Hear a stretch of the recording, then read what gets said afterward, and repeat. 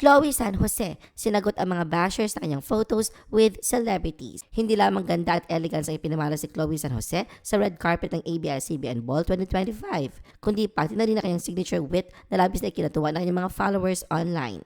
Dumalo si Chloe sa prestihiyosong kapamilya event na ginanap sa Soler Resort North, Quezon City noong April 4, 2025, kasama ang Olympic double gold medalist na si Carlos Yulo.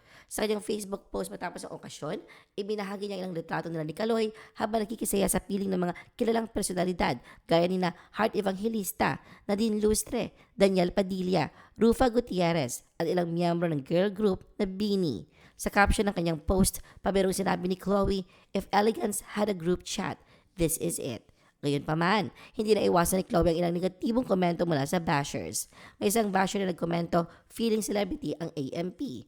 Lagi namang sinagot ni Chloe sa pamamagitan ng pagtatanong, ano muna yung feeling? Na tila nagpapakita ng pagtataka o pagpuna sa maling baybay ng salitang feeling.